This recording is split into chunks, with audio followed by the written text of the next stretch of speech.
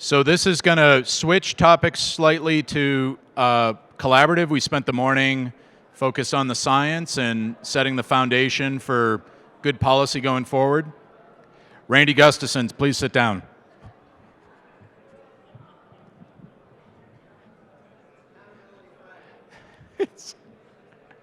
Your boss just noticed. So we spent the morning talking science and data, and we're pivoting to collaboration.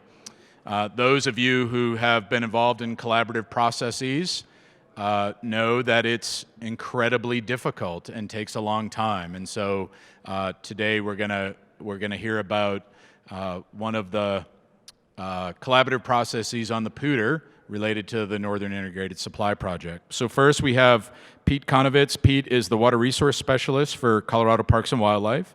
He's also a Poudre Runs Through It member. And we also have Esther Vincent. Esther is the Director of Environmental Sciences Services with Northern Water.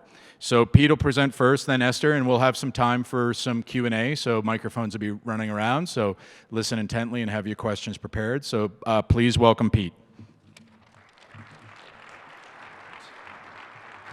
Thanks, Sean. Good afternoon. So the Northern Integrated Supply Project Adaptive Management Program that Esther is going to talk about in a couple of minutes is part of a larger fish and wildlife mitigation plan developed between Northern and the state. So as some background, I'm going to give you a short primer on fish and wildlife mitigation plans, what they are, why, when they're required, and kind of the process by which they're developed and enacted. And I'll just mention that fish and wildlife mitigation plans also are referred to as 122.2 plans, 122.2 being the section in the Colorado revised statutes that pertains to them. So I kind of go back and forth in my nomenclature, just so you're not confused with the alphabet soup of acronyms that's about to come your way. So water projects, a water project could be an enlargement of existing reservoirs, a new reservoir, pipelines, et cetera. And the permitting process for these can be complicated and involved. But you can basically break them down into the federal, state, and local levels. So at the federal level, the National Environmental Policy Act, NEPA, drives the kind of level of environmental review depending on the expected significance of the impacts from the project. In NISP's case, it's an EIS, that's the highest level of review. At the local level, it's the 1041 process, and that's intended so that the project aligns with the developmental and environmental priorities of the local communities that are affected. And then the state process, the Fish and Wildlife Mitigation Plan, falls obviously into the state bucket.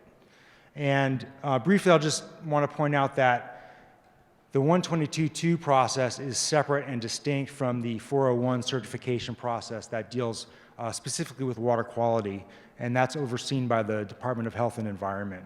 There's some commonality between the two processes and plans, but they are separate. So these plans, they are required by state statute, but only for projects going through a NEPA process. So where there's a federal permit or a federal nexus, then the 122.2 process kicks in. If there's none of those, then typically it doesn't apply. But when these plans are developed, the intent is for them to detail how the project proponent is going to mitigate the impacts from a project. And these plans will contain commitments, actions, funding, all geared towards implementing mitigation measures and ensuring their success. They're not really permits, but they do serve as the state's position as to the adequacy of the mitigation for the project. So it is a bit of a process within a process. Formally, the 122.2 process kicks off once the draft environmental impact statement is released to the public. But realistically, conversations start earlier than that. Once the NEPA process formally begins, there's conversations about expected impacts and mitigation concepts at a kind of a higher level. But once the draft is released, then the water provider works with CPW to identify impacts of the project and to develop adequate and reasonable mitigation for those expected impacts. Once the plan is developed, it's turned over to the Colorado Parks and Wildlife Commission as well as the Colorado Water Conservation Board for their review and approval. And if they do approve it, it becomes, again, the state's de facto position on mitigation for the project. It's not a permit. And because it's not a permit, the enforceability and accountability really comes through a couple ways. One would be the federal agency incorporating the state plan into their federal permit, and or the development of a separate agreement like an IGA between the water provider and the state. CPW does encourage the Corps, whoever the lead agency is, to adopt the plan into their permitting process because it does give a greater level of accountability and enforceability. And we expect that with NISP they will do that, but there are examples, the Chatfield reallocation project, for example, down in Denver, where the Corps declined to really even implement or incorporate any of the state plan into their permit. So it can go both ways, but there were different circumstances with that project. I do expect them to incorporate some or if not all of the elements of the plan. So the NISP plan, now you notice there's an E in there because the NISP plan does also include enhancement measures in addition to mitigation. So this plan was adopted and approved in the fall of 2017. In 2018, because the permit hadn't been issued yet, and because we expected that some of the measures in the plan were going to be implemented prior to receiving the permit, an IGA was developed between the state and the project proponent so that those elements could move forward. And then right now, the state and Northern Water are helping implement, stand up, if you will, the adaptive management program that Esther is going to talk about right now. So with that, I'll turn it over to Esther, and thank you very much.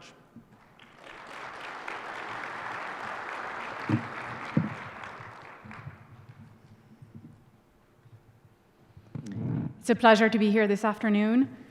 This forum keeps growing. It's amazing. Every year, more and more people come, and it's quite inspiring because it shows the level of interest and engagement that there is in this community around the Poudre River. All right.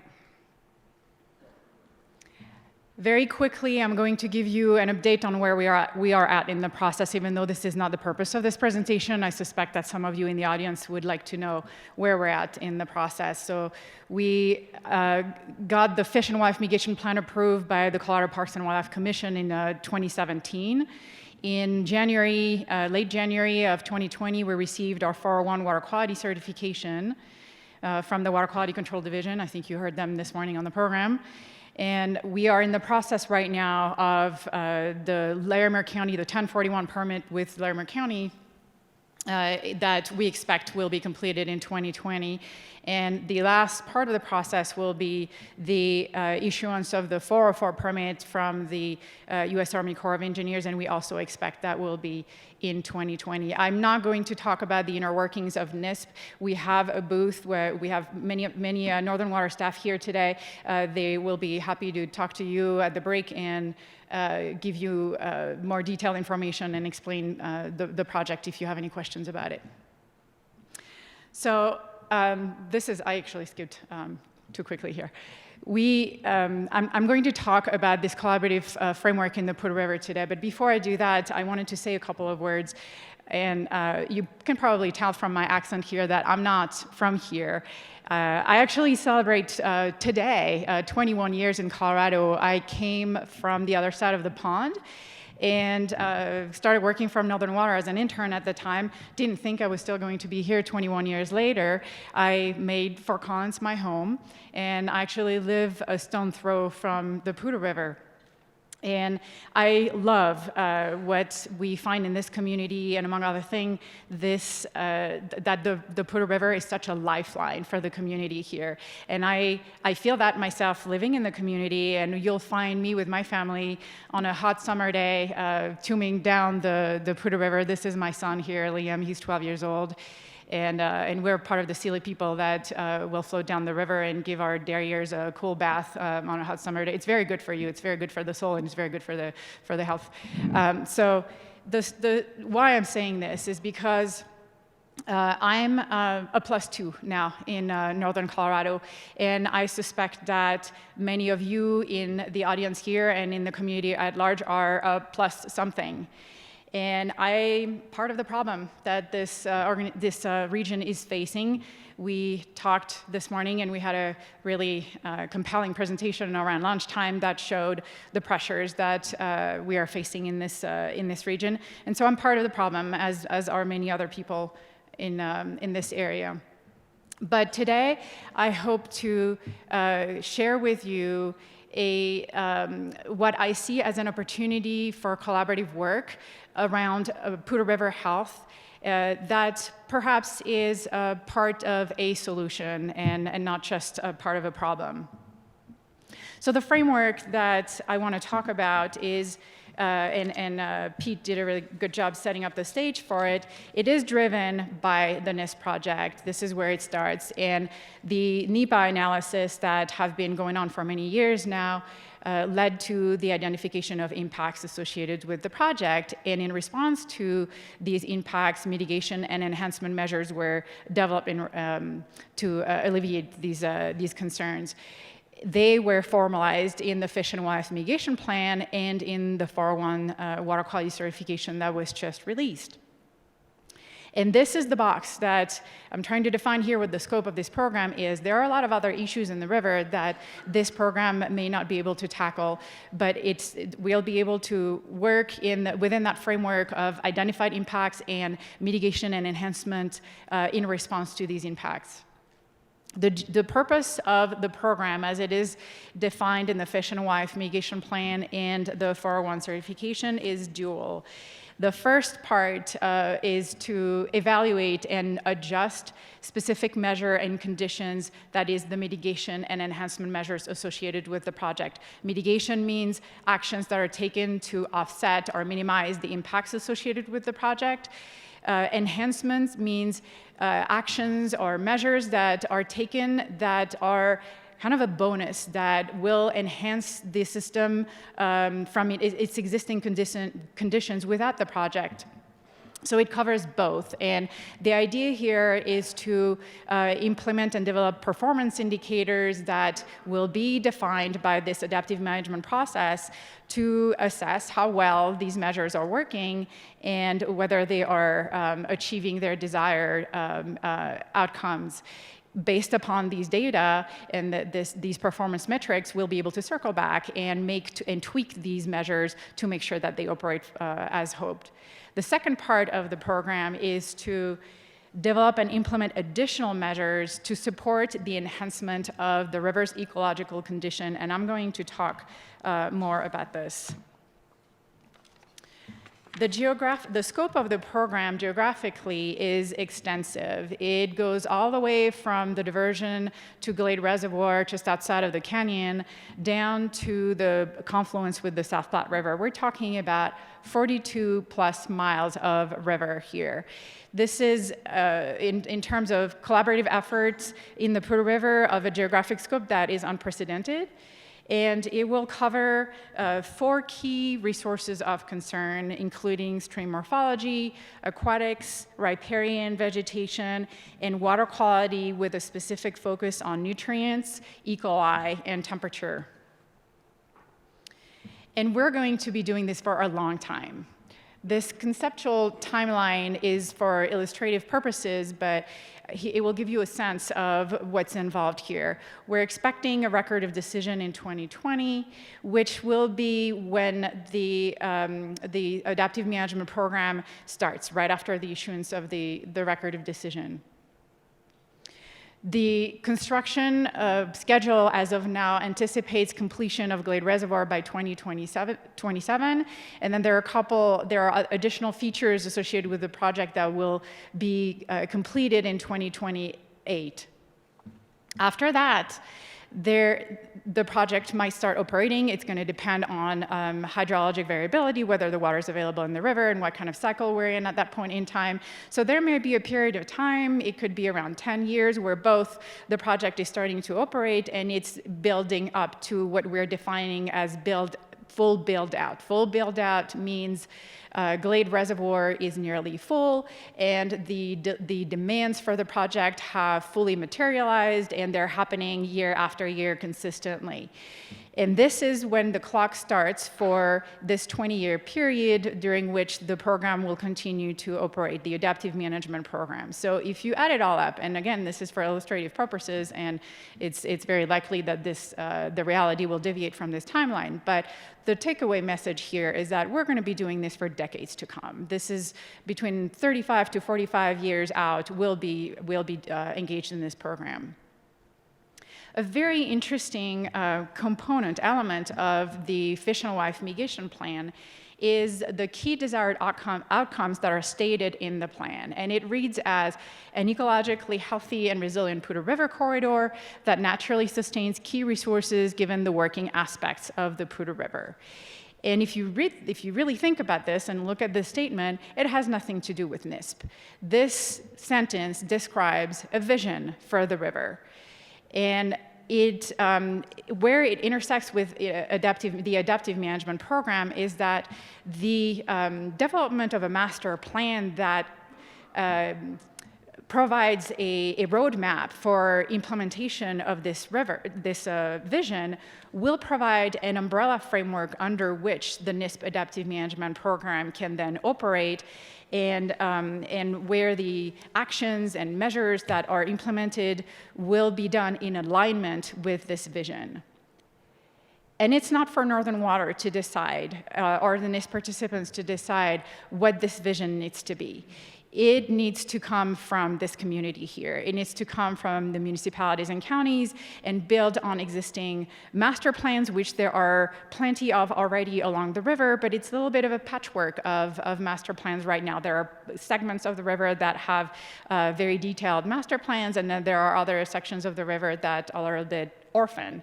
So through this process that will involve the stakeholders and the community in building on the existing master plans, the idea is to come up with a river-wide master plan over these 42 plus miles of river that will then guide the implementation of measures under the NISP adaptive management program. I will highlight a few of the key commitments that are included in both the Fish and Wildlife Mitigation Plan and the 401 certification.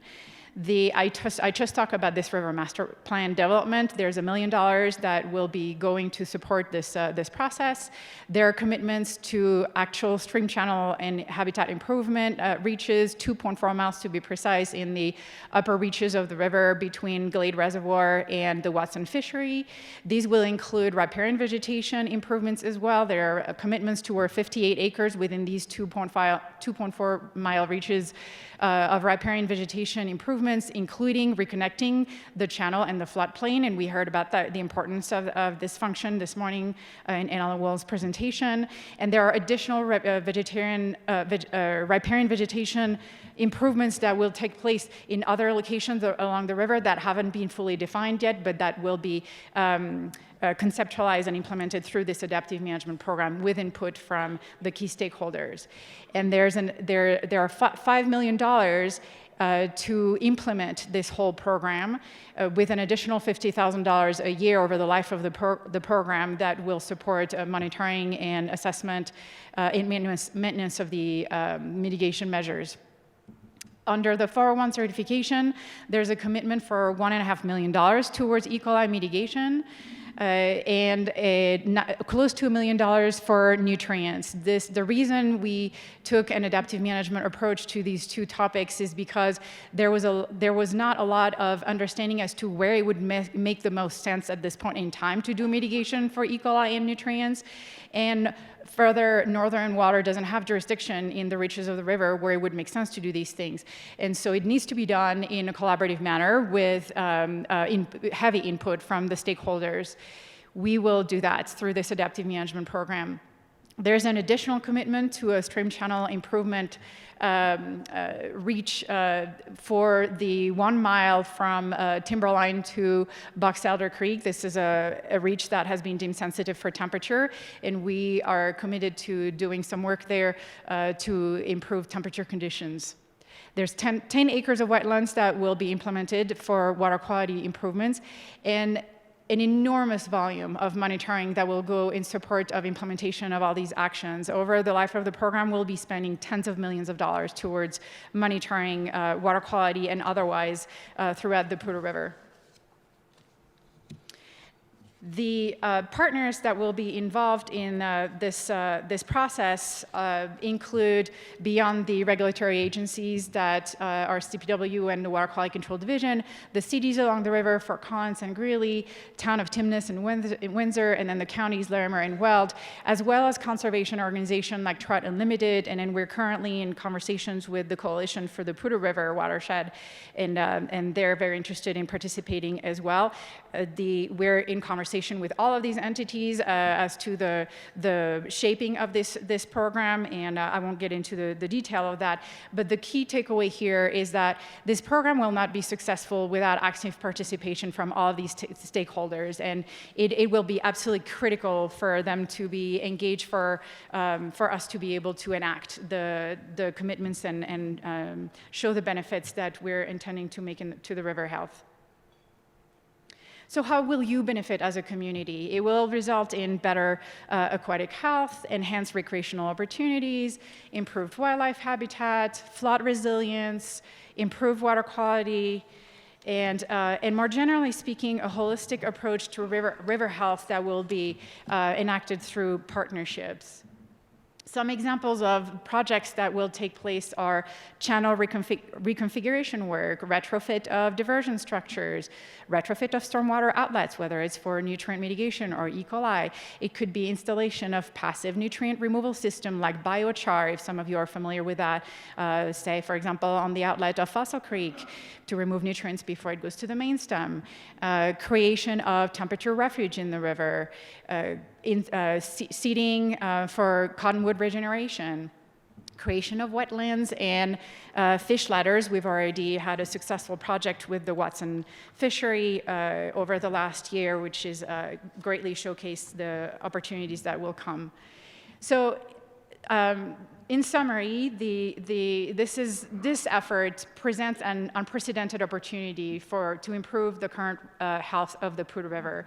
It will do that through the development of a collective vision for an ecologically healthy and resilient Poudre River corridor.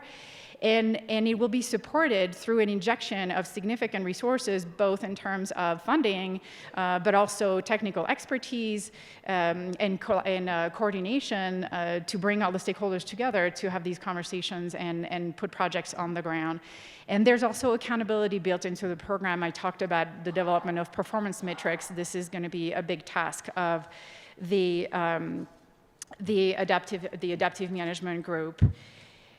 And last, I would like to say that through this process, we'll be helping support enhancements, to the Poudre River, so that you and your children can, like me and my son, can enjoy, a great day on the Poudre River, and so that we can have an ecologically vibrant river that also supports the local agriculture and a high quality water supply for the region. Northern Water is responsible for ensuring that current and future water needs of the region are met. And because of this role, we're also an integral member of the communities that we work within, that our projects operate within, and also serve. And that's all the way from the headwaters down to the Nebraska state line. And we, as staff, we also work and live in these communities. I live in Fort Collins, but there are many others from Northern that live here.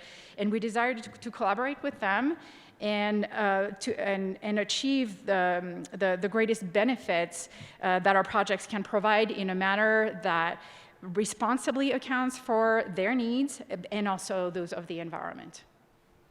Thank you.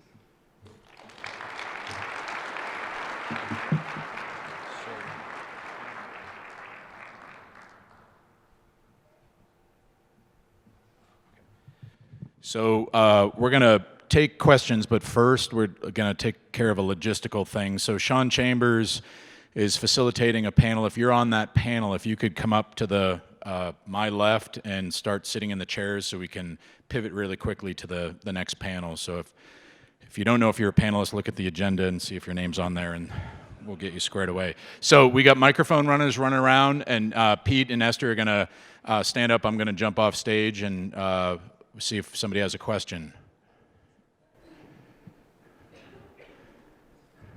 Oh, come on. We got a question up front. Okay, you guys can come up.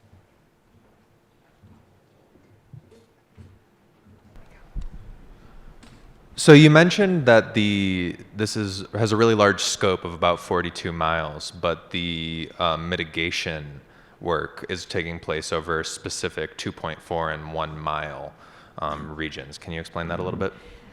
That's just some of the mitigation work. There are specific reaches that have been identified for specific actions, but the scope of the program is much larger than that. There will be there are $5 million under this program to implement actions and measures and projects that will be defined and prioritized by the Adaptive Management Committee to reflect what this ecologically resilient, healthy Poudre River needs to be. So these are not defined yet. They will take shape through the Adaptive Management Committee.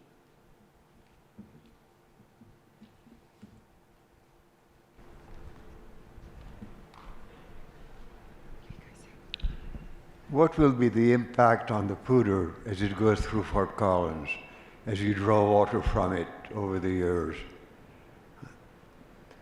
I'm sorry, can you say that again? You were asking? What will be the impact on the river if you divert water from it to go into the reservoir as opposed to flushing out to Fort Collins? You know, there are thousands of pages of analysis that were done through the NEPA process to identify these impacts, and so I don't think I can summarize them in 30 seconds here. And there are impacts that were identified, which is why we're here presenting this program to respond, to provide mitigation where there were identified impacts, whether it is on water quality, on ecosystem functioning. There are very extensive analysis that were done, and we can talk about that offline. I'm happy to have a conversation, but this is probably a very long answer. One more, we got time for one more.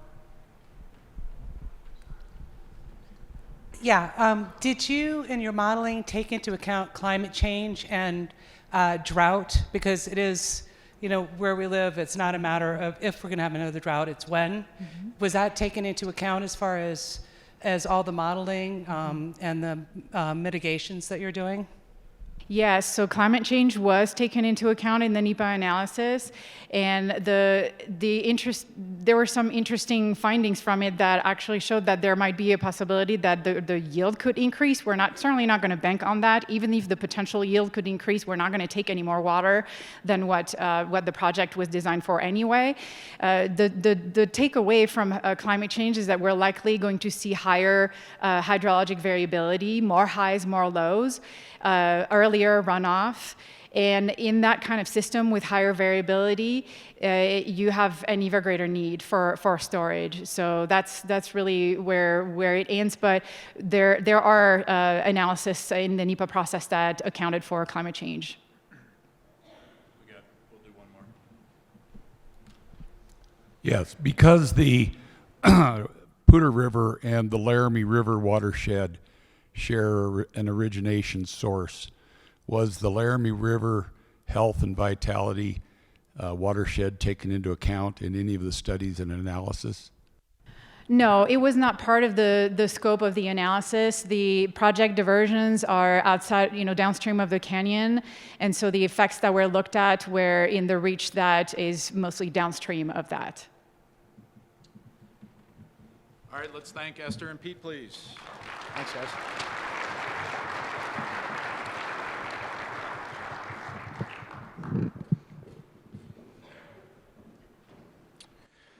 So we're going to move now to more on water quality. Sean Chambers is the Director of Water and Sewer Department for the City of Greeley, and he will moderate, he'll present for a few minutes and then moderate a session and allow Sean to introduce those moderators. So please welcome my favorite person with the name spelt correctly and the last initial in the right place, Sean Chambers.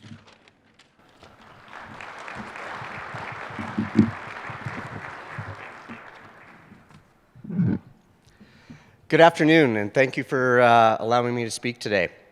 So I come from a generally municipal water resource development background, and when I was asked to moderate a water quality panel at the forum, I realized I'm going to stretch my comfort zone today.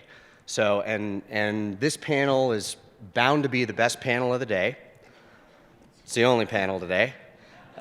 And we're going to talk a little bit more like boots on the ground. These are professionals, people engaged in business, people who interact with water quality on a daily basis in a way that's a little less academic, but still very relevant to this conversation. And we're going to talk about collaboration in that aspect. So, as you noticed in the title of the forum, right, we're talking about moving from conflict to collaboration. And I think one of the important perspectives to think about in collaboration, any conversation about collaboration, starts with some root conflict, right? We're driven to solve conflict and to look for opportunities, and often we can't do that in silos or on our own. And so that's the opportunity to reach out and to collaborate. We recognize that it's much more time intensive to collaborate, it's resource intensive. Sometimes it both requires data-driven process and then tremendous amounts of leadership and foresight to collaborate. And so I want to recognize all those things and the folks on our panel today who embody that. The panel today, we're going to talk a little bit from perspectives of folks in agriculture, agribusiness, water quality regulation, municipal perspectives, and some fish and wildlife ecosystem biology. And you've heard some of that in a more academic sense, but we're going to talk more at a stakeholder level. This panel, all these folks on this panel are responsive to customers, to stakeholders, to shareholders, and ultimately to their communities, this community. And I'm humbled and honored to be here today to moderate this panel. So one of the things that in all the collaborative process that we get engaged in the city of Greeley and beyond, there's an importance of being articulate and able to fight for what we believe in, what's right, what's scientifically based, but also prepared to yield to others. And so I want to remind you of that. And really, ultimately, I'd like to challenge you all to think about what are the opportunities to move some of the projects we're stalled on or challenged by. How do we move those forward in a collaborative process? So think about that today. Try and weave those into the questions you have for our panelists, and let's see if we can maybe learn something together here this afternoon.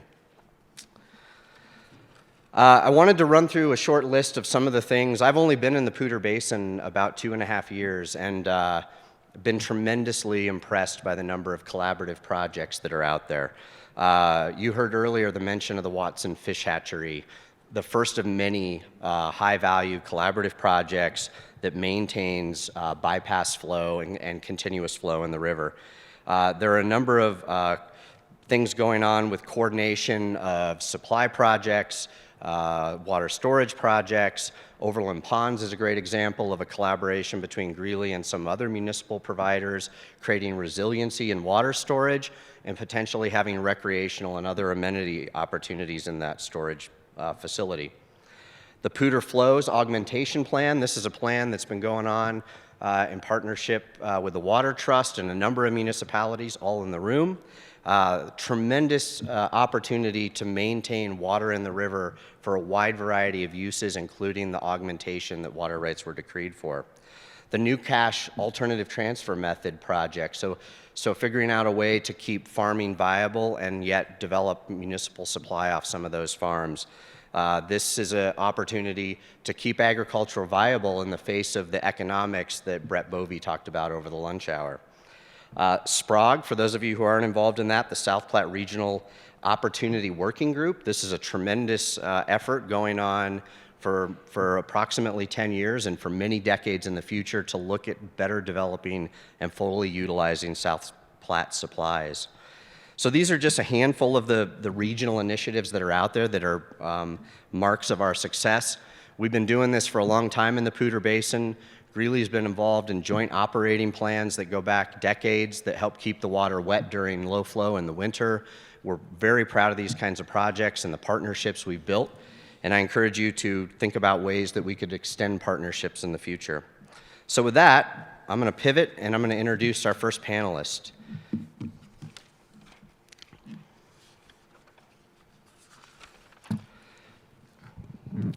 So Mike's a Weld County, Greeley area guy. Mike Hungenberg owns Hungenberg Produce.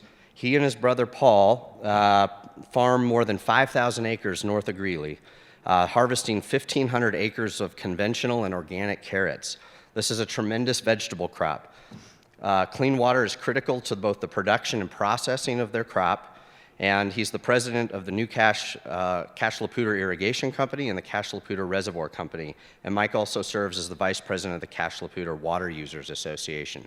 And so with that, I'm going to let Mike tell you more about his business and how water quality is important to him.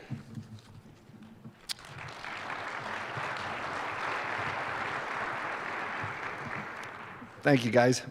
I had planned on giving you a general talk on water quality for agriculture, but there are so many outstanding water people in this room that's kind of redundant. So I'm going to talk and tell you exactly what water quality affects supplying you all with the finest quality carrots, the finest tasting carrots in all of the United States. That doesn't come from me, that comes from a lot of our customers and people that eat them all the time.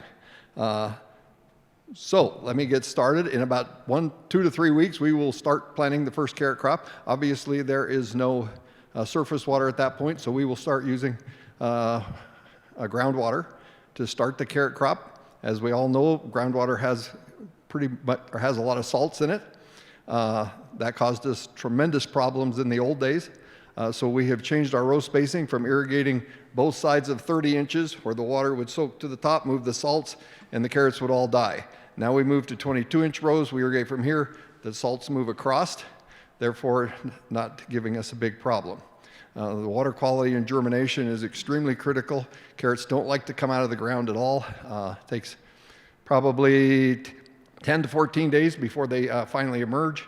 And then they love a good hailstorm and things like that. So carrots are very hard to get started, and the well water is a very problem for us. When the surface water comes in, the river starts supplying, usually 1st of May or so. We obviously switch to that very quickly. The water tends to soak better. It has a little more stuff in it, let's say. We don't need to go into all the different things, but a little silt in there will coat your furrows, therefore allowing the water to soak quicker and not run off the ground so fast. And so we switch to the surface water then for the rest of the season. That works fine until we get to the end of the growing crop. At that point, the ditch water has so many organisms in it that irrigation with ditch water or surface water, most of the carrots will spoil within a couple weeks.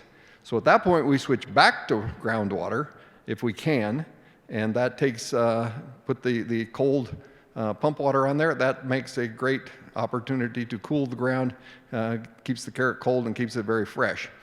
If we have the situation where we are growing carrots under only ditch water, we will apply a amount of chlorine to the water to try to take out some of the organisms in it that are growing.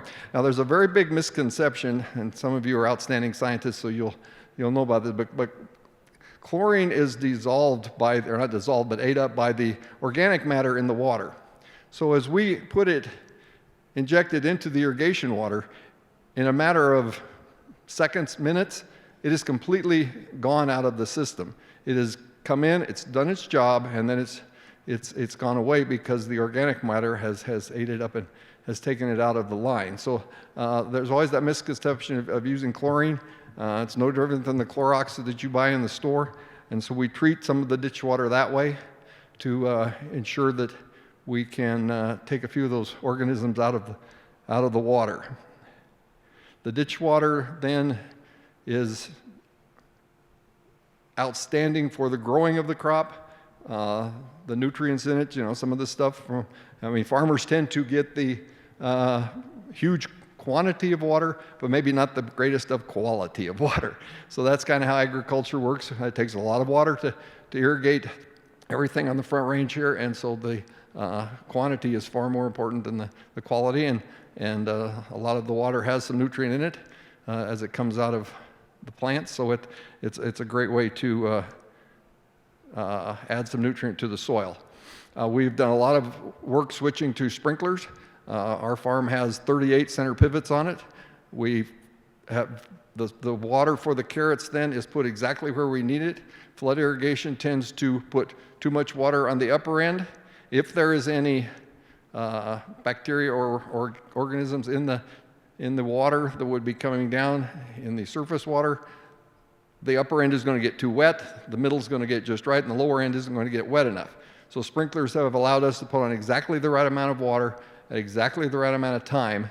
Therefore, we can keep the soil moisture exactly where we need it.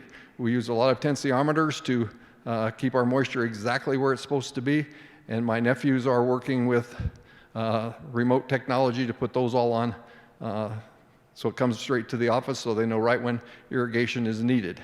A lot of that water through the sprinklers then, it has some chlorine in it, and that and I say I don't want anybody to get too worried about too much of the chlorine because it's in and it's gone. It treats the scenario that we're trying to control, and then it's up and gone. We put the fertility and the chemical propositions for the summer activities. When I was a kid, we would just spread the fertilizer your full amount in the spring, and any runoff, tailwater, whatever, would obviously carry some of those nutrients right out the bottom end. Now all of our fertilizer is put on through either side dressing, putting in the row at the start of the spring, putting on during season through the chemigation system in the sprinklers, and so we're minimizing the chance for the fertilizers to leave the farm, as well as the pesticides. The old days we just sprayed a lot. You were more on a schedule. Now you're looking at a scouting situation where you're paying way more attention to what's going on. Therefore, the water quality coming off of the farms is way better than it was. I know there's a ton of people that we've heard talk today, that have been here a couple years, 2 years, 5 years, 10 years. There's a lot of us gray hairs out there. Some of us even have some hair still, or you all. The Poudre is in way better shape than it was years and years ago. There was times when you didn't know if it was rolling mud or actually had water. Now that isn't the case. Progress is being made. We'll never reach perfection, but it is definitely better than the old days that I remember back in the 60s. So we are definitely making progress. Talk a little bit about the ground or the organic production. I know there's a lot of people going to organic. We've been in that for about 5 years now. It's funny that most of the ability to grow organic is not much different than normal. But an example of technology and of what is coming about, I think most everybody has heard what a nematode is. It's a small microscopic organism that chews on the roots of crops. It's in corn, beans, hay, sugar beets, obviously. I always say that potato can be funny or a little odd shaped, an onion, other root crops, but if a carrot is in dead perfect shape, it goes to the cow feed. And so we have always used a chemical fumigant over the years. There is now a product that's organic. Basically, it is another organism that thinks that nematodes is prime rib and ready to chow down. And it is fabulous control of nematodes in the carrots. It's obviously very natural, and the reason I would say this is because the chemical fumigants would have the chance of moving down the water system and polluting the water. This new way of fumigation or adding a microorganism to take care of the problem is a way of making sure that our water supply stays really, really good. So let's go to the warehouse. And I have some pictures here. Eventually we'll get to them, but I didn't want to go through them right at the start, so we'll go through some of those in a second. Every ounce of water in the packing shed has a certain amount of chlorine added to it for food safety. Now, the one that always gets me is the food safety auditors have said that we have to treat city water because we can't be assured that the water you drink is good enough to take care of the organisms that might be in the water. So all of the water in the packing shed is treated with precise amounts of chlorine. Some of this injection equipment I've designed myself, but we are testing constantly. Every hour we are looking at the different amounts of chlorine in the warehouse to make sure all of the carrots that come out are absolutely perfect for you. That water then is settled in settling ponds and then returned. So the water quality of the process is extremely important, and it's kind of crazy to me that the water we drink every day is not good enough to wash the carrots in. Let's go on to a few of the slides and kind of see what we've got going here. There's our logo that you'll see on all the bags in the fall in the store. Basically, in Colorado, you can't buy a carrot that doesn't come from us. We're in Walmart, King Soopers, Safeway. The organics are in Whole Foods, Sprouts, and the organics, of course, are in all those other stores also. There's our family. That's the picture that's up on the wall in the King Soopers. And those little guys will probably be the 6th generation of Hungenberg produce. We started in 1908 when my grandparents moved to Greeley.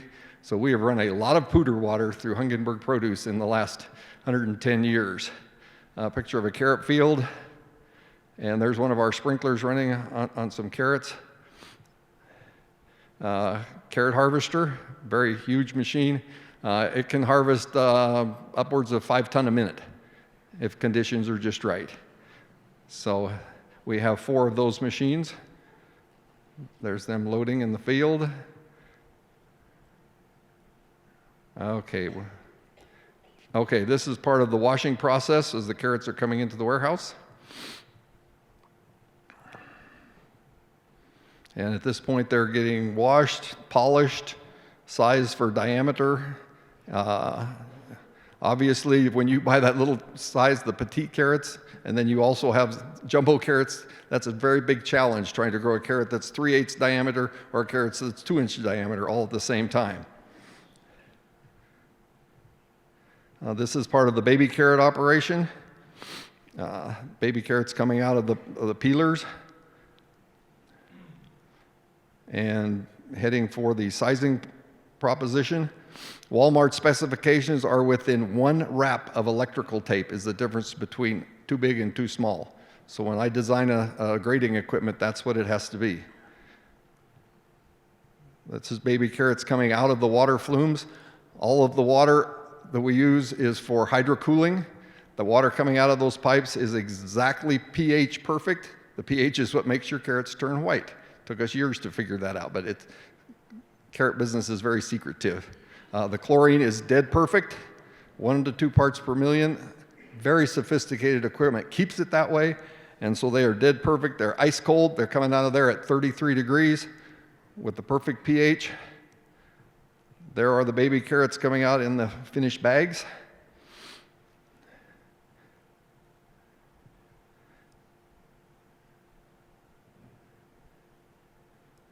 And we do all the way from the chip carrots, the shred carrots, petites, the little snack packs, 1, 2s, 3s, and 5s, all in the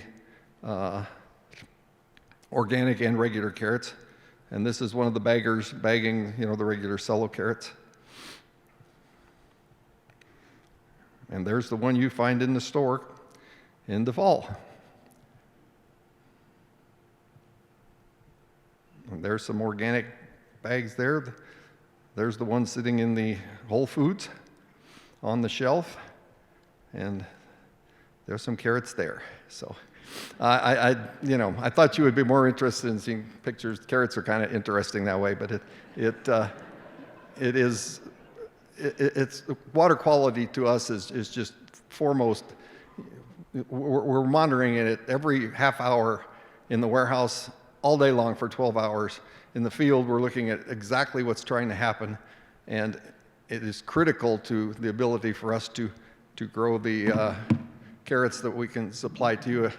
And finishing up, I would like to just comment that, I've been on the Poudre River for my full 67 years, and it is a fabulous river, giving us some of the best drinking water, as we heard. I put our drinking water up against anybody in the country. It is absolutely fabulous. Our watershed is absolutely amazing. I'm kind of a history thing on the water part, and during the Dust Bowl, the Poudre supplied ample amount of water to grow crops. May not have been perfect, but it was there for us.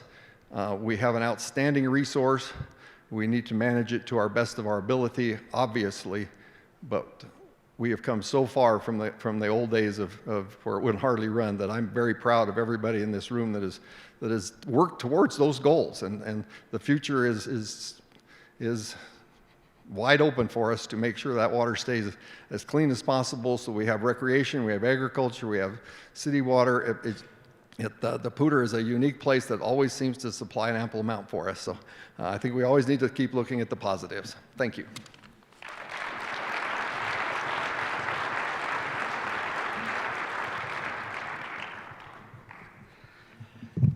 So if you have questions for any of our panelists, save those, because when we get to the end, we're going to have an opportunity to ask all of these folks the things that we want to learn. What a tremendously interesting talk about the precision and the importance of water quality in a business that you wouldn't know if you hadn't seen or heard that. Our next speaker also comes from a background in agribusiness, as well as a regulatory background, a very unique mix of those two things. So let me introduce John Slutsky. John is a partner and manager at LaLuna Dairy near Wellington, Colorado. And John comes from a background where he's been a state air quality control commissioner and a water quality control commissioner, so that unique regulatory background.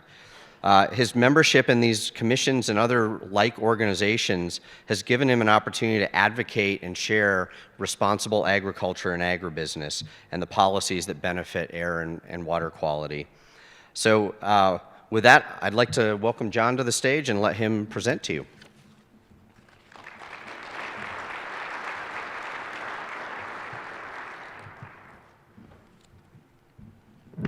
Well, thank you, Sean. I appreciate the introduction and the chance to be a part of this panel. Before I start, I would really like to thank Pat Falsgraf and Mazdak Arabi for really going through my slides and helping me.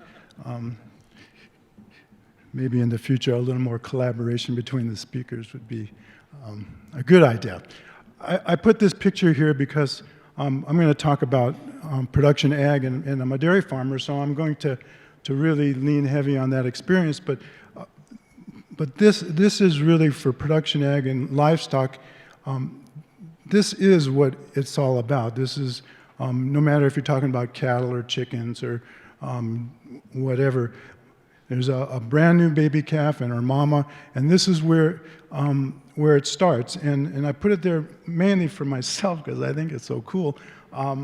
But trying to remind me and you why we get into this business and what our passion is. And it really started with the love of the animals. And of course, as our operations have changed over the years, maybe we lose sight of that a little bit. My wife and I started in 1981. We had 64 of these girls and their kids. And over the years, the next 40 or so years, we grew to the size we are now, and we moved and expanded several times. We're milking 1,430 some cows right now, 3 times a day. We have 30 employees to help us do that. And it really is important to kind of keep this in mind. In the course of doing all that, I did become interested in air quality, not by design, but by necessity. We did get into, get over our head, if you will, pardon that. But let me just move on to figure this out. So we became a CAFO. We started out as an AFO, and as we progressed through our business, let me tell you about a CAFO first. So animal feeding operations is kind of a generic term, and the CAFO part is just a larger confined operation. We are confined, and that's the definition. I won't read it, but it just has to do with the number of animals that are on your property and that you manage. And if you become a large CAFO or even a medium CAFO, you have this Regulation 81. Regulation 81 was born from the Clean Water Act. The Clean Water Act was promulgated in 1972, and this regulation was in 1974, and it contains everything to keep discharges and water quality good. Well, discharge is bad, but and so if I mention this again, it's only because this gives us that guidance that maybe those non-point sources don't have. CAFOs are point sources, and we do have regulation as opposed to non-point source agriculture, which are largely farms and small livestock operations. The question of why it's almost silly to ask that question, but as Mike mentioned, we're growing food, and so we have equipment, we have animals, they all touch water, and we need to be accountable to our customers and to our regulations to keep our water, our product clean and safe. Water is a good part of milk. It's kind of like beer. It's about 90% water, and so we have to have water that not only will protect our food, but to also have it for our cattle, that they're willing to drink it and produce the product that we were trying to sell. So what's going on in our basin, and that I'm speaking of mostly of Larimer, but of Larimer and Weld County. Agriculture is really contracting, and as much as we're trying to save ag land, I'm not sure that this is not going to continue. If these numbers are from 2012 to 2017, if 18 and 19 were on here, I know that there would be bigger. We've lost almost 40,000 acres of farm ground in Larimer County, and over 6,000 acres of irrigated ground. And in turn, we've lost the livestock production in even greater numbers, it seems to me. And the reason for this is pretty clear. We have more and more people moving to our area, and they need a place to live. And where are they going to build their homes? And it's pretty obvious that we're going to be losing farm ground at hopefully not these pace, but it's if you look at Weld County, that number is quite amazing. And this is Larimer County. It's a pretty straight slope. 2010, we had 300,000 people, and we are projected to hit 500,000 people in 2050.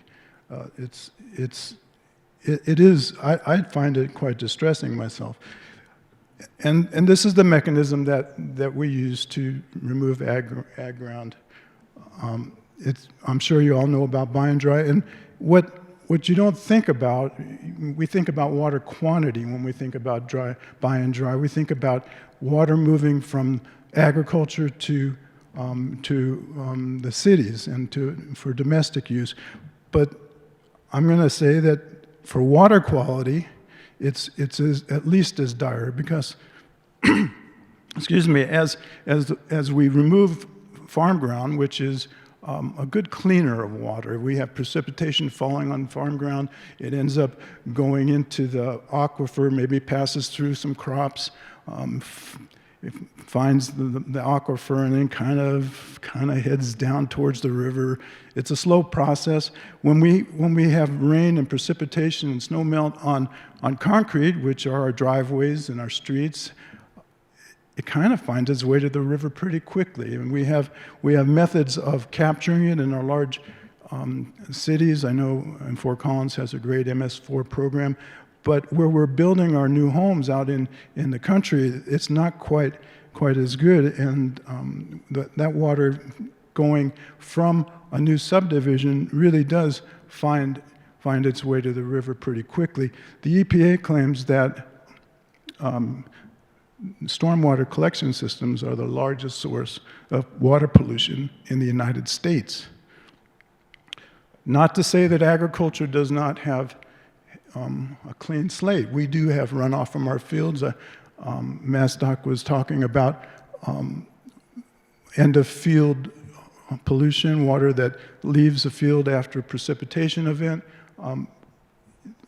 That's just nitrogen and phosphorus, maybe E. coli, he said. For CAFOs, this is regulated. As I said, we're point sources, so we don't get that pass that other agricultural operations get. We are mandated to do soil testing, and then for the crops that we're growing, we have to apply in agronomic rates. And discharges from our CAFOs are strictly prohibited, and we are mandated to construct our facilities in a manner to capture anything that touches the ground and use proper, again, agronomic rates to apply our effluent. I will not, this is one of the slides that Pat and MassDOC took care of, so we'll just pass that one. These are our regulations. Again, 85 is what my friends were talking about. These other regulations, 31, et cetera, these are the standards that agriculture has to pay attention to, as well as other sources. Again, regulation 81. But let's talk about the collaboration part, because I'm really proud of what I've been a part of, especially for the Rocky Mountain National Park Initiative. This is ammonia mainly, and you're saying that it is an air quality issue, but I don't know if you've heard that what goes up must come down, and these particles that are falling in the park are also falling in our basin. There's NH4 and some oxides of nitrogen. We have been working on this for maybe 14 years. The partners that we have that are working to provide the science, figure where the ammonia is coming from and how it's transported. These partners are so varied, and we sit down 4 times a year and we go over the science, and now we're trying to figure out control measures that will be voluntary for our producers. And those partners are so diverse. It started with environmental defense, Trout Unlimited. They started this initiative, and now we have the EPA, we have national parks, we have the Colorado Department of Public Health and Environment, Rocky Mountain National Park, and of course all the ag groups. Weld County commissioners have chipped in some money to help us with monitoring, and so it really is quite. We didn't start out so friendly, I gotta tell you. But that was a long time ago. But there was some heated discussions. We've learned to play together pretty well, and while we still have our differences, we have the same goal. We have presented on all kinds of media together. We've presented to the EPA numerous times. We've been on the radio, television, print media. We've had symposiums. We've participated in conferences. And so it is what I think is a template for collaboration, maybe for other pollutant species. And hopefully over the years we will see some good results. Regulation 85 quickly was talked about, and there's a booth outside that will have some information about that if you're interested. CSU is one of the partners that we've collaborated with, Department of Ag and the Health Department, of course, USDA, NRCS. NRCS is actually providing funds for farmers to change infrastructure, build new pivots if that's what they want, all in the idea of reducing end-of-field nitrogen and phosphorus. Of course, when you do that kind of controls, you also will remove other pollutants. They're just measuring nitrogen and phosphorus now, and Just one more pretty picture. Thank you.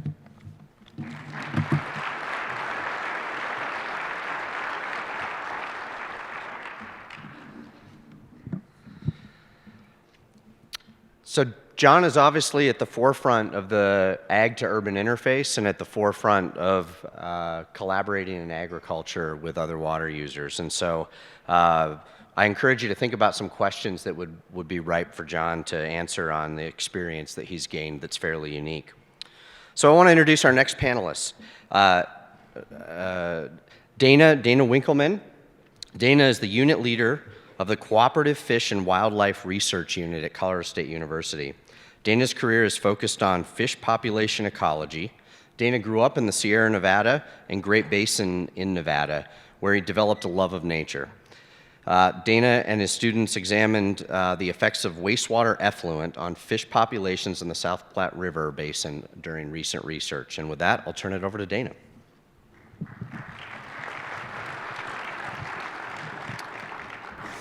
Thanks for that introduction, Sean, and thanks to the organizers for inviting me to the forum. It's been a nice day to hear everybody's point of view.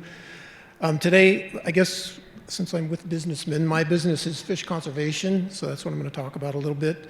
All the work that we do is on what I would call working rivers, and then I'll give some sort of I don't know if it's insight, but I'll give my point of view on quality collaborations. This is just a photograph of Eric Featherman, who's a research biologist at Colorado Parks and Wildlife. He used to be my student, and now we're both old enough that he's been my collaborator longer than he's been my student. But I'm working on the Gunnison River, which is another working river in the west. So how does this? Green arrow, cool. So this is just an outline of what I want to talk about. I think the reason I'm here is because it's fish biology, and I'll talk about a little bit about fish biology relative to water quality, and then give, like I said, some thoughts on collaborations across sort of a wide variety of organizational structure. When I think about water quality, and I think most of the folks in this room probably think about it the same way, I think about water quality in a really broad sense, including both physical and chemical characteristics of the water. So physical things like how much water is coming down the river and the timing of that, temperature, and then chemical characteristics like things we typically measure, like hardness and pH and dissolved oxygen, and then contaminants. And I'm going to talk a lot about contaminants today. So this is my motivation for what I do. I'm a fish biologist. Like I said, really I think I'm a fish population ecologist, sort of work I do, and I hope everybody in the room will agree with me here that at the base of this pyramid, fish need water, right? And so then once we have water, we can think about what's the water made up of. So we can have biotic components like diseases or non-native introduced species that could affect fish populations. I'm going to talk about this water quality piece in the middle today. And we can also think about things like habitat, like wood and barriers. So Ellen talked a lot about wood this morning. Obviously, all these kinds of factors interact a good bit to then determine what kind of fish communities that we have. You can think about this in a lot of different sort of organizational levels of biology, from genetics down to communities. Like I said, I'm a population guy, so I'm going to talk about fish populations, but I will talk a little bit about physiology today. Just to mention river discharge, I'm not going to concentrate on it, but this is just a cartoon really of river flow over time. You can think about this as an annual cycle, with the red line represents just constant flow over the year, and the blue line represents a peaked sort of seasonal flow. Well, I've drawn these such that the water quantity in under both these curves is exactly the same, but the water quality is quite different, right? And most of the organisms that live in our rivers in these sort of snowmelt-driven systems have evolved with this peaked sort of discharge, and it cues important life history characteristics like reproduction. And Ellen also talked about this relative to physical river processes. Another thing we're involved in is water temperature. We've been doing a temperature study. It's ongoing. We're using Johnny darter as the focal species. So these are some Johnny darter in the aquarium. This is being done by a master's student of mine, Carly Baum. So basically, Carly has 6 different treatments in this experiment, 2 temperatures, 12 degrees and 4 degrees, and then 3 different winter durations, 60 days, 90 days, or 120 days. And the red line represents the current minimum winter or minimum weekly annual temperature during the winter. So we're trying to address whether that standard is protective of fish reproduction. I'm not going to mention this anymore. This is ongoing, so we're still collecting data. I am going to talk in more detail about contaminants. The contaminants that we've been particularly interested in my lab are pharmaceuticals. So these are things that we take, like aspirin, birth control, statins, all the drugs that we take, and then excrete into our wastewater system that then end up in rivers. And we've been interested in how these pharmaceuticals affect fish population dynamics. I think it's fair to say that this is going to be a component of river ecosystems, especially urban river ecosystems, for the foreseeable future. The compound I'll talk about today mostly is some estrogenic compounds. So the test organisms that we've used to do this work are 2 different fishes, the red shiner and the fathead minnow. The nice thing about using these is they're both native to the eastern plains, so they're native to the South Platte River drainage. They're both small, so we can work with them in the lab in smaller systems. Particularly the fathead minnow is well studied, so we know its physiological responses to a lot of these contaminants. And finally, for today, they're sexually dimorphic, so we can look at and study male responses to these exposures. And so that's a red shiner on the top, fathead minnow on the bottom, and 1 spawning in one of our tanks. So this is some work that a master student of mine did looking at exposure to 17-beta estradiol. So 17-beta estradiol is the compound, or is the naturally produced hormone that females produce. Obviously, this gets excreted into our wastewater streams, and we wanted to know how this affects, or potentially affects, fish. So that's a normal red shiner on the bottom, spawning male. You can see it's pretty beautiful, blue and orange. And then that's a male on the top that's been exposed to 17-beta estradiol. You can see it changes the appearance quite dramatically, not just the color, but also the body depth and other important characteristics. See the same kind of thing in fathead minnow. So fathead minnow, it's a normal male on the top there, that spawning male. And as you begin to expose them, in this case we exposed them to 17-alpha ethinyl estradiol. So this is the compound found in birth control. So women take birth control, this gets excreted into our systems, and we wanted to understand it relative to fish. As you begin to expose them, they become less and less colorful, changes the body depth, and they look more and more like females. And that's a female on the bottom, just for comparison. There's also really important physiological changes. So the diagram on the left shows 2 gonads, the top one being a normal one. The bottom one, the arrows point to oocytes that have developed, these are eggs, that have developed inside a male testes. So this is the intersex condition after exposure. So really profound effects on the appearance of the fish and the reproductive physiology. I'm not a physiologist. I'm a population ecologist, so I'm interested in sort of scaling this up and seeing what happens to fish in their populations. This is Michelle's work. This looks at effects on reproduction in red shiner. This is just a count of the number of larvae at the end of the experiment. And you can see in the exposure at 40 nanograms per liter, so this is 40 parts per trillion. It's a pretty small amount. We had total reproductive failure, no larvae produced, compared to our 2 controls, the water and solvent control, which produced over 2,000 larvae in the experiment. We see similar declines in reproduction in the fathead, but I wanted to show some effects on survival. This is adult male survival. Again, exposure to 17-alpha ethinyl estradiol. And you can see a dramatic reduction in survival from around 65% in the control down to around 20% and this is 3.2 parts per trillion. We're talking about an amount that we can barely detect. And then total reproductive failure at about 10.9 parts per trillion. So we've seen big effects on reproduction, huge effects on survival. As a population ecologist, we can model this, and it tells us that we could see big effects on population growth rate. So, but that's all lab stuff, right? Lab or mesocosm. And what we're interested in is scaling this up to the watershed, right? And starting to talk about the South Platte watershed. Michelle's experiment was a small experiment, one compound, one species, done in the lab. We scaled that up with Adam's work on fathead minnow. This is Adam Schwent's PhD, where it was in mesocosms, a little more ecologically realistic. It was done outside, but again, a single compound, single species kinds of experiment. So we're interested in scaling this up to the South Platte. So the complexity is going to get a lot higher, and obviously the scale gets bigger. We're going to have multiple compounds, multiple species in a far more complex environment. So it's just going to be a lot more complicated. But we have started working in different places in the South Platte.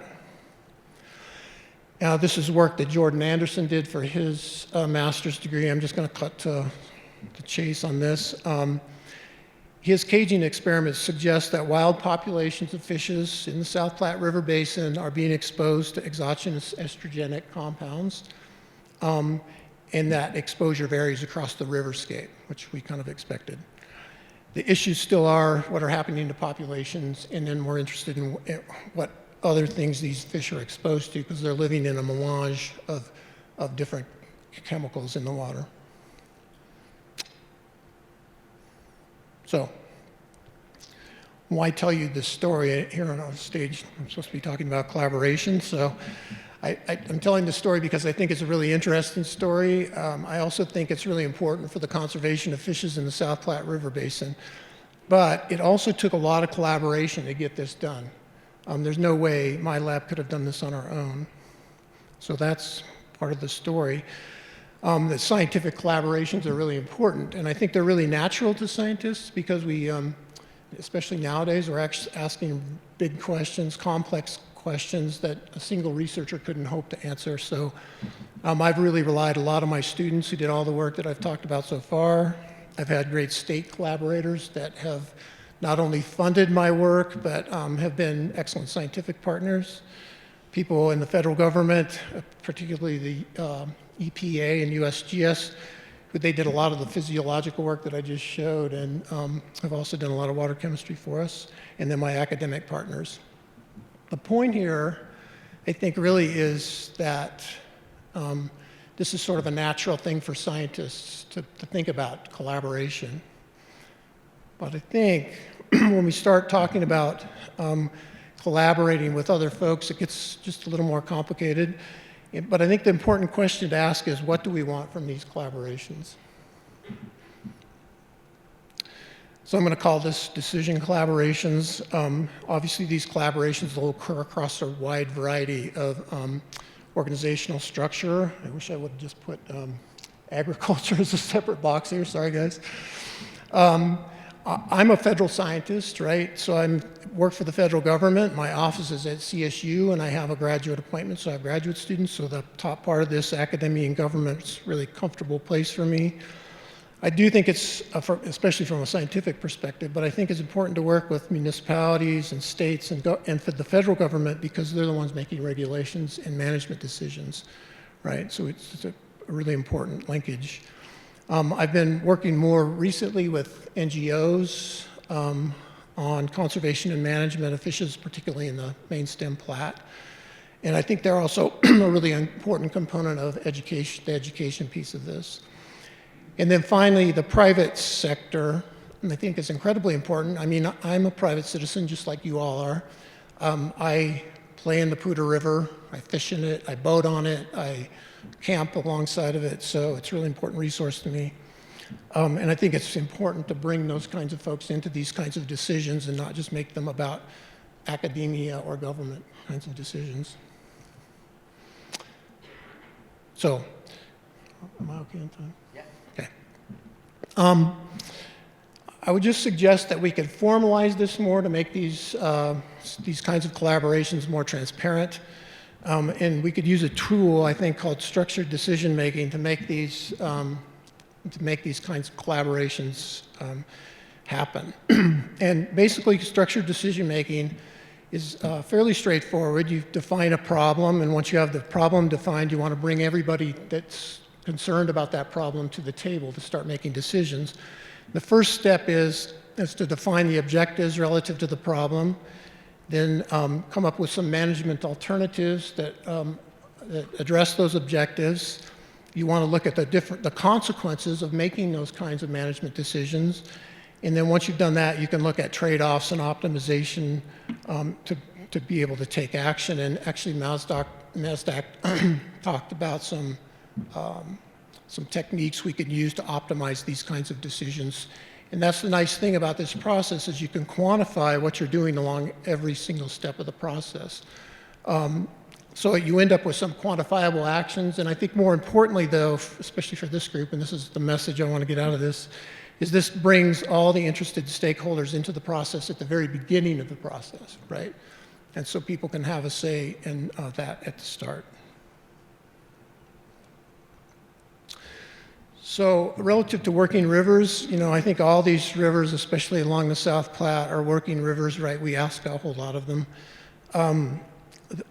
Management and conservation obviously is going to be a huge, complex challenge, and it's not going to change. It's going to probably get more complex as time goes on.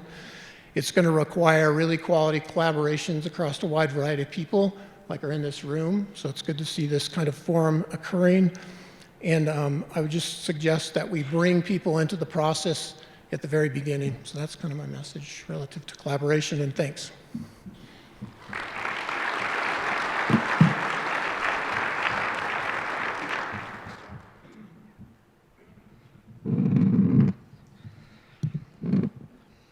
So those are some excellent points. Particularly, I appreciated the touch on the importance of early engagement. I think that's an essential point and appreciate that it was made. So next, I want to introduce Jill Oropeza. And Jill has like the most fantastic bio. So let me introduce Jill. She says that over the past 13 years, no fire, no flood, no drought has deterred her from pursuing solutions to some of the Fort Collins Utilities' most difficult water quality challenges and issues. Pretty awesome statement. Jill manages the city's certified drinking water and wastewater laboratories and oversees the utility's source water protection program. She delights in the dual opportunities to engage with partners in monitoring, protecting the Poudre and Big Thompson watersheds, and helps to ensure that protection of public health and environment through regulatory compliance. So with that, I'd like to welcome Jill to the stage.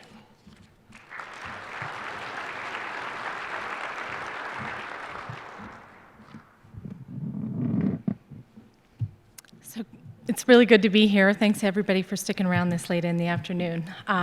I'm from the City of Fort Collins Utilities, and I'm going to talk today about the Fort Collins municipal perspective on water quality. So I'm going to do a bit of a flyover of a lot of our projects, and as I'm going through this high-level overview, there is no way that I'm going to do any of these programs the justice they deserve. So if you hear something today and you really want more information, please reach out. We'd be happy to share, and even more so, we'd be happy to learn about what you're doing in that space as well. So with that, I'll figure out how to use this. Okay, so as a municipal utility, regulatory compliance is really the starting point for water quality work that we do. We provide safe drinking water for our community, we work to reduce urban runoff, and we ensure that the water that's returning to the Poudre River through our wastewater system is meeting the strictest standards for water quality. But in many more ways, we're striving to go above and beyond compliance, looking for ways that we can improve the affordability and reliability of the services that we provide, and then to reduce our environmental impacts as many opportunities as we can find along the way.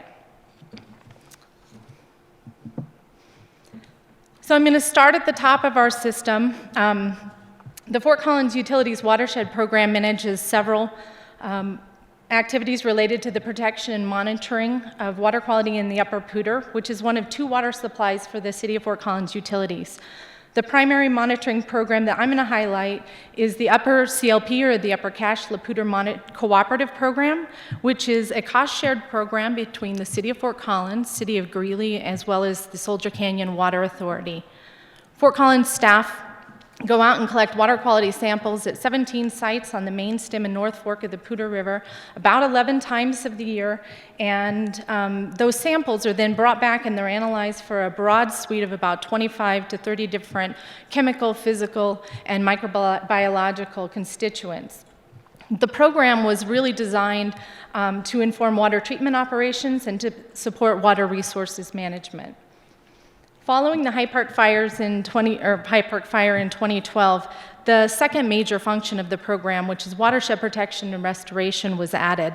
And this was to address needs around post-fire restoration and mitigating risk from future wildfires. Today, we are active members in the Coalition for the Poudre River Watershed, and we continue to fund targeted fuels reduction projects within the basin.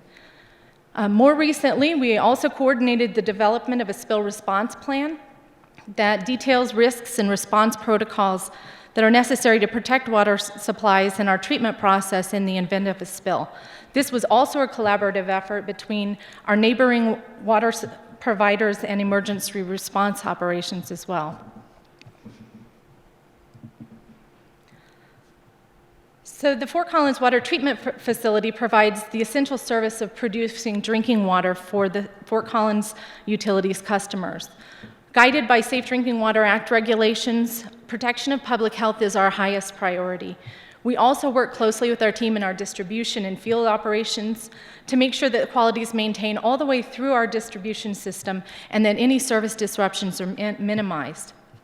In support of both of these divisions, we have a water quality lab that maintains the State of Colorado certification for drinking water and provides analytical testing to support regulatory compliance. Two examples of ways in which we work to do that going above and beyond work, improving our performance and delivering the highest quality services that we can include a participation with the American Water Works Association Partnership for Safe Water Program. And then we also maintain an ISO 14001 certification that looks at our environmental performance at all of our facilities. So moving downriver into the Fort Collins urban watershed, stormwater runoff becomes a much more prevalent influence on the water quality in the river. The Stormwater Quality Management Program is managed within our regulatory affairs and our stormwater departments. And it's designed to protect stormwater quality by controlling or eliminating pollutant discharges into the stormwater sewer systems, which, as you may or may not know, drain directly into the Poudre River. The city maintains a municipal separate stormwater sewer system, say that 4 times fast, or you can just call it the MS4 permit, and that details required management activities like erosion control, education and outreach, stormwater management, and identifying illicit discharges and eliminating those as possible. What you see pictured on this slide is an example of another area under the MS4, which is low-impact development. These types of green solutions not only provide aesthetically pleasing buffers, but they're also collecting rainfall and filter out pollutants as the water is percolating through the specially designed substrates. Stormwater management also includes some special studies, like the current ongoing E. coli source tracking study, as well as drainage improvement projects that are designed to reduce erosion within some of our urban tributaries. At the downstream end of our water system, we have 2 water reclamation facilities that treat industrial and domestic wastewater for much of the city of Fort Collins and provide significant and protective benefits to the river. The 2 facilities together maintain 3 State of Colorado discharge permit system permits that are required for discharging reclaimed wastewater into any waters of the state. In addition, these facilities, like our drinking water treatment plants, they also participate in the AWWA Partnership for Clean Water and also maintain that 14001 ISO certification for environmental performance. Some of the supporting programs on the wastewater side include our industrial pretreatment program. We have a biosolids application program as well, and we're partners in the Lower Poudre River Monitoring Alliance. The Monitoring Alliance consists of a group of wastewater dischargers on the Lower Poudre River who monitor water quality at several locations from the city of Fort Collins, essentially, all the way down to near the confluence with the South Platte. The river data that have been generated from this program, which has been active since the late 1970s, really provides a useful long-term record of water quality in the Poudre River. We do also operate a second compliance laboratory called our Pollution Control Lab, and this facility supports our wastewater operations as well as many of our river monitoring programs. So for many years, maintaining the health of the Poudre River has been an important outcome for many of the projects we've been engaged in. This year, our City Council has explicitly identified the Poudre River health as one of their priorities, and this really reaffirms the importance of this resource to our community. So going back about 5 years ago, in an effort to track and communicate about our collective influence on the health of the Poudre River, staff from several city departments worked together to develop a tool which we called the River Health Assessment Framework. You might even recall at this venue in previous years hearing presentations about that tool. But the framework was implemented for the first time in 2016 and was summarized in the State of the Poudre River Health Report Card. And what you see on this slide here is an excerpt from that report. So this tool provides us a means to quantitatively assess and track key indicators of river health, including water quality at a number of sites along the Poudre. The tool can provide both in-depth quantitative information about each functional indicator, or the results can be aggregated by zone and summarized with a letter grade, which enables quick, high-level communication as needed. So at the end of the day, for the city, and I would submit that perhaps most of us in this room, we recognize that healthy watersheds provide us reliable, high-quality drinking water supplies, support agriculture within the basin, supply needed habitat for fish and wildlife, as well as access to nature and recreational opportunities for members of our community. And also, they offer the important benefit of flood protection for not just Fort Collins, but many of the downstream communities. So near every example that I've talked about today involves collaboration with one or many partners. Some are partnerships that started years ago, some are relatively new, and many of you are involved in those partnerships here in this room. We're very fortunate in this basin, I believe, to have so many groups and individuals who are invested in finding ways to keep the Poudre healthy for today and into the future. So while the task of considering multiple interests and the voices can often take a lot of time, and it can sometimes feel very contentious, I would submit that collaboration is worth the effort that it demands. Ultimately, I think it can take us to a place where we know our neighbors and we better understand the many perspectives that are around the table. So I'll end this talk simply by restating what many others today have already said, and that is, it's critical we continue to invest in the work of collaboration. At a time when the challenges on the Poudre River are only increasing in both complexity and number, we also are facing real limitations on our time, energy, and resources. And so to be successful in our efforts to protect this river, we're going to need the advantages that are offered by stronger relationships and shared knowledge. Thank you.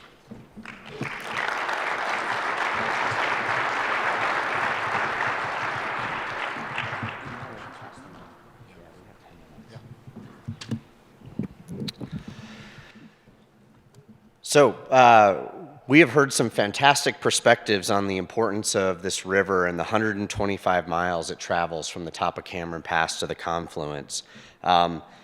You heard throughout the discussion that everybody cited the importance of this resource and the importance of the ability to collaborate for the best possible outcomes. And I want to highlight, I think Jill said something that's very important. This basin has a resiliency to communicate above any that I've ever been a part of, and I have a lot of appreciation for that. So with that, we've got some time here, about 10 minutes approximately, for questions. We've got a mic in the front and the back. You can ask questions of the entire panel or be specific about which person you would like to answer. I'll start with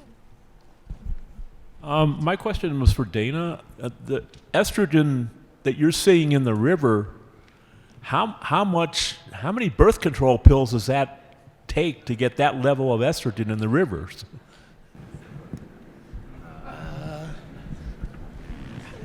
So the question is, how many birth control pills?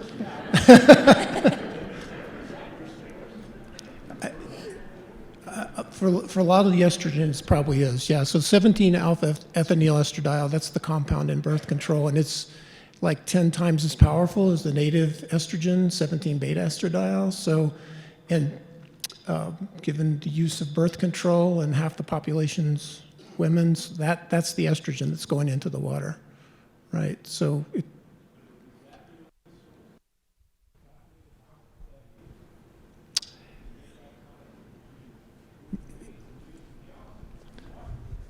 I haven't back calculated how much that is, no.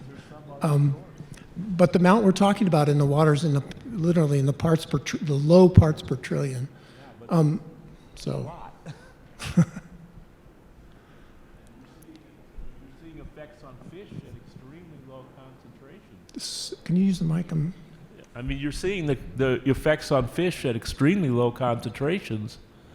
We are. So Yep. is that a contaminant that's maybe more important than nitrogen and phosphorus at this point? So. Oh gosh. I mean, I don't want to be too negative here, but I mean, I'm looking at what you're doing, and you're saying we're damaging fish or killing fish or turning them from males into females, and just from runoff from birth control pills. I mean, Well, it's one compound, and I would say, in a couple places we know where we used to have estrogenic effects, we don't anymore because the wastewater treatment plants upgraded and those signals go away. So that's one compound that we can get rid of. I wouldn't say it's more important or less important than nitrogen or maybe any other thing we're putting in the water. I mean, the list of compounds that are in the water is huge, and the other point I guess I would make is most of these pharmaceuticals are made to work on vertebrates, us, right? To do something to our physiology, so they probably work on fish. So antidepressants, statins, I mean, it's a fairly interesting large problem, I think. But no, I don't know how many birth control pills. Got another over here. Mr. Hungenberg, I've been eating your carrots for a long time, thank you. I have a question about the nematodes. If the organisms that you're putting in to eat the nematodes do such a great job, is there going to be a point where it's going to be cost effective for you to use those on all carrots rather than just the ones that you're producing organically? If there's a water quality benefit. We are absolutely headed that direction. Our initial results show that it's 1/3 the cost and at least as effective. So here is a place where a chemical that is, telone is a harmful product. I mean, it's tricky to work with, but it is what the nation has had for all these years.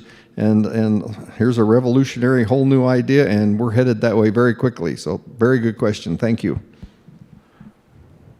Next.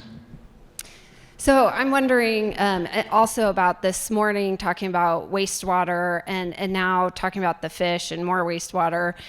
What is it going to take? Because we must be meeting the standards or there'd be flags coming from the state and the feds, but what's it going to take to get our water clean enough that these things aren't happening?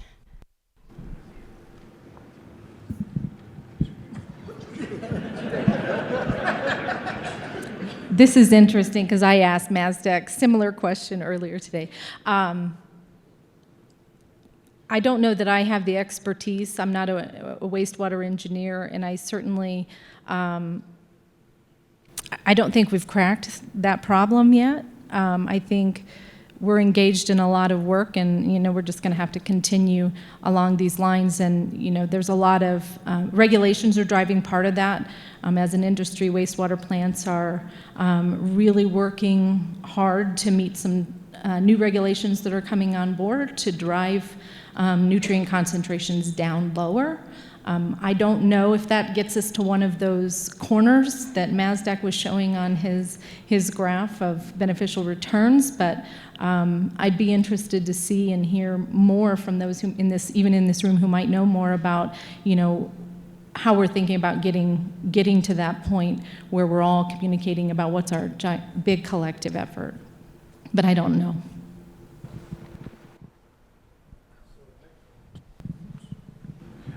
I can take off my farmer hat and put on my water quality control commissioner hat, which is retired. Our waters are not meeting those standards, not all of them. If you remember, Patrick was talking about that 303D list, and that's the list in the state of all the segments that are not meeting the standard. That's not 2 or 3 segments, that's hundreds of segments, and some of those are for nitrogen and phosphorus, and I can't speak to the basin, I don't remember that. But this Reg 85, the way it's changing is to address that issue, and in the course of the next 10 or so years, those standards are going to be more stringent, and that's an effort to keep up with the growing population and the ability now, the science that we have, that we can engineer our plants to do a better job. So I think that's in the mind of the health department. I think there was one in the middle. If not, we're up.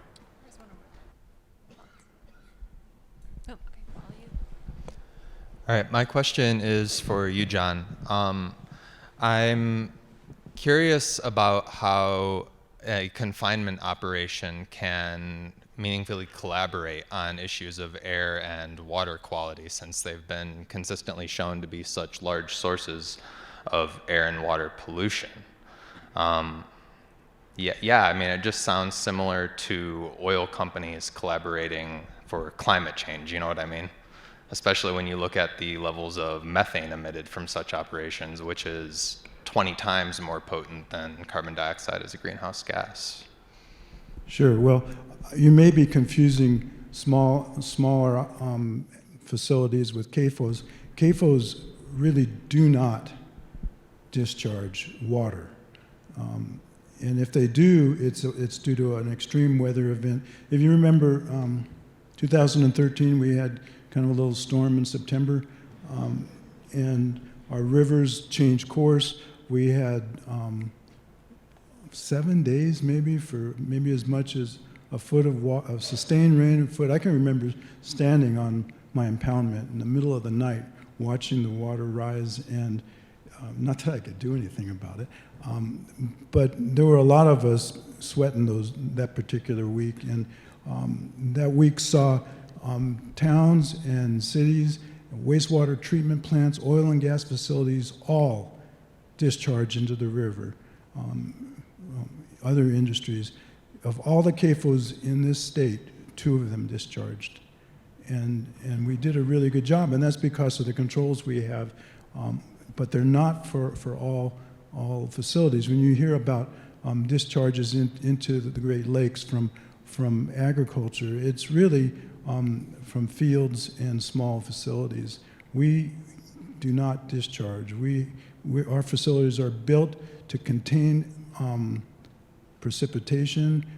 Anything that hits our dirt cannot leave our farm, and we do a pretty good job of living up to that mandate.